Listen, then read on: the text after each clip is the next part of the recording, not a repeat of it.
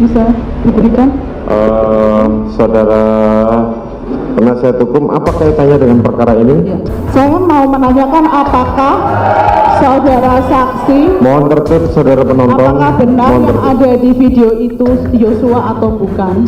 Dan apakah saudara saksi mengenal teman Yosua tersebut? Kaitannya dengan perkara ini? Ada kaitannya nggak? Kalau ada kaitannya dengan perkara yang didakwakan kepada para terdakwa, silahkan. Tetapi apabila tidak ada, nggak usah di. Ya, kami ingin menggali latar belakang Majelis Hakim yang mulia keberatan Ya, majelis. ya, silakan. Karena ruang lingkup pembuktian adalah pada surat dakwaan. Ya, Ya, di luar surat dakwaan yang sudah kami bacakan. oke, cukup dulu. Maka harus ditolak Majelis Hakim. Terima kasih Ya. Majelis Hakim yang mulia. Baik, tanggapan kami selaku penasihat hukum keluarga, kasus ini kan kasus pembunuhan terencana. Lalu untuk apa menjelek-jelekkan almarhum dengan menuduhkan segala macam fitnah yang keji-keji kan gitu. Jadi jawaban saya begini, dia lahir sehat, normal. Dia melamar polisi, tentu berbagai macam ujian dilalui, sehat ya, uji psikologi sehat, tes kesehatan sehat, semuanya sehat, makanya diterima jadi anggota Polri. Di Brimob dia terbaik, di angkatannya ya, sniper terbaik, maka direkrut dia dari Jambi atau dari daerah ke Jakarta, tepatnya di Pidim Polri. Yang merekrut juga Perdi Sambo menjadi anak buah dia ketika dia Dirtipidum Polri. Lalu Perdi Sambo naik menjadi Kadipropam, dari jabatan Brigjen Pol menjadi Irjen Pol. Dia merekrut lagi ke rumahnya menjadi ajudan. Artinya Perdi Sambo menilai itu terbaik. Tentu karena terbaik makanya direkrut ke rumah. Setelah dia ikut jadi ajudan, diberikan untuk mengawal istrinya. Tentu karena terbaik makanya dikasih untuk mengawal istrinya, kecuali dia mau menjerumuskan istrinya dicari yang buruk toh. Setelah dia menjadi pengawal istrinya, dipilih lagi dia menjadi anggota Satgas Merah Putih. Artinya tadi ada kurang lebih 7 kali dia terbaik, makanya dia sampai kepada Satgas Merah Putih. Lalu mereka bunuh secara terencana karena Putri diduga birahi di Magelang tidak tersampaikan.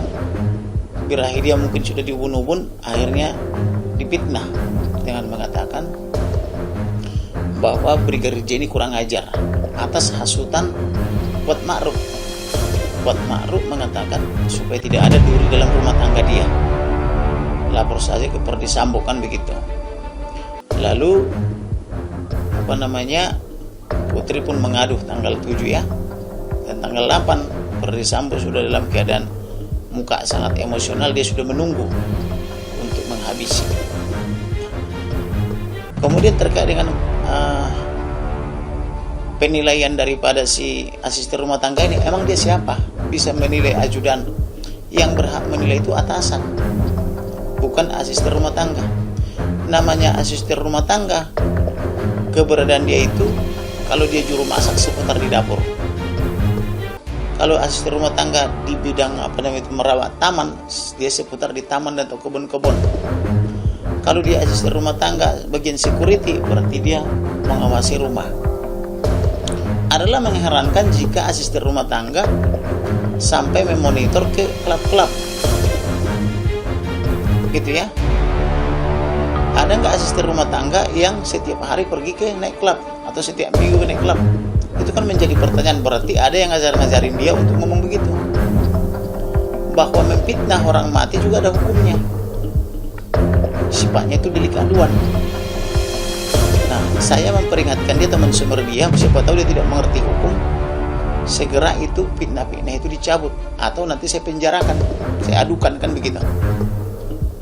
Karena orang ini berpikir untuk menyelamatkan Perdi Sambo dan Putri Kuat Ma'ruf maupun Ricky Rijal dengan menebar fitnah. Itu salah.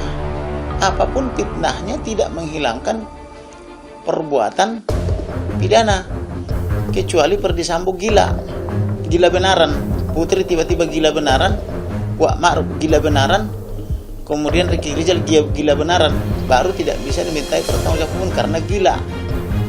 Tapi kalau menebar fitnah itu justru dinilai berbelit-belit dan menambah hukuman, tidak membuat simpati hakim. Nah, kalau dia mau bebas dari hukuman, menurut saya keliru dia kalau menebar-nebar fitnah yang tidak benar. Lebih bagus dia mulai sekarang latihan gila. Dia gila, akhirnya nanti hakim akan membuat pertanggungjawaban hukum di dalam pertimbangan maupun di dalam mengadili dalam putusannya. Oh, karena Ferdy Sambo dan Putri termasuk Ricky Rizal dan Kuat Ma'ruf tiba-tiba gila, maka orang gila tidak bisa dimintai pertanggungjawaban hukum. Itu kalau mau dia bebas. Jadi ngapain menebar fitnah?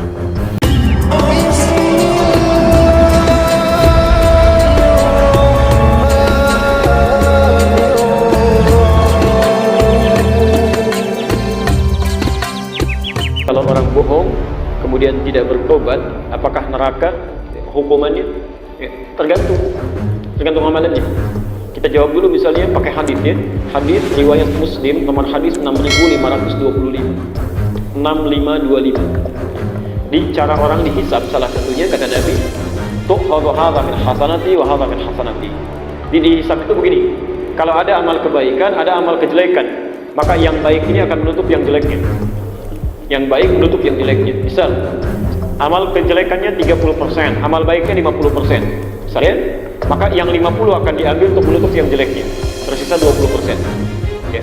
Kalau hasilnya misalnya amal baik 50,009%, amal jeleknya 49,001%. Masih banyak yang baiknya walaupun cuma 001%, maka ke surga dia.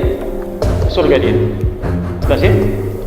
Tapi kalau ditukar, amal baiknya 49,001%, amal jeleknya 50,001%, maka ke neraka dia. Di neraka. Dan di situ dihilangkan dulu yang 0,1%-nya itu. Tapi hati-hati. Memang di Al-Bukhari disebutkan orang kalau punya kadar kesalahan dicuci di neraka. Ya, nomor hadis ke-44, setelah hilang kadar kesalahannya, kalau dia muslim beriman kepada Allah, baru dipindahkan ke surga. Tapi informasi saja, satu harinya di neraka itu sama dengan 1000 tahun di dunia. Satu detiknya di neraka sama dengan 48 hari di dunia. Jadi kalau masuk satu detik saja ke neraka itu sama dengan 48 hari. Siksaannya silahkan cek aja ya. Ada yang dicelupkan, An-Nisa ayat 56, dicelupkan hangus, diangkat sembuh lagi, celupkan hangus, angkat sembuh lagi. Sekali dicelupkan satu detiknya sama dengan 48 hari. Ya, insyaallah. Hati-hati. Tapi kalau misalnya mohon maaf, amal baik 50%, amal jelek 50%, kemana masuknya? Nah, tidak ke neraka, belum ke surga. Ditempatkan di satu tempat yang tinggi antara surga dengan neraka, namanya A'raf. Ya, karena itu ada surah Al-A'raf, surah ke-7 itu. Dibuka di ayat 41 sampai ayat 49-nya. Dikisahkan di situ ada orang-orang belum sempat ke surga dan tidak ke neraka karena amalannya seimbang 50%. Maka setiap orang di surga kelihatan olehnya pengen ke surga, ya Allah, pengen ke sana. Tapi setiap yang terdengar siksa di neraka, tak sanggup dia walau melihatnya sendiri, takut. Ya. Gak perlu lihat siksa neraka lah ya. Kalau ibu bapak keluar malam-malam misalnya kan, tiba-tiba ada yang teriak pelan-pelan di jalan dia, mau lihat nggak ke belakang? Apalagi yang teriaknya kencang, ketakutan luar biasa, tak mampu memicingkan mata itu, berharap kepada Allah, ya Allah, mohon berikan rahmatmu. Dengan rahmat Allah diambil orang itu, dimasukkan ke dalam surga. Tapi setelah hisab selesai semua, satu harinya 1000 tahun. Jadi kalau hisabnya misalnya seminggu aja, misalnya itu sama dengan 7000 tahun berarti yang Allah. Nah, jadi orang yang bohong, pertama kali yang dia dapatkan adalah kecelakaan saat di dunia, sebelum ke akhirat. Pasti celaka di dunia. Makanya hati-hati kalau mau bohong ya. Karena kata Qur'annya, wailul lil mukadzibin. Orang dusta pasti celaka.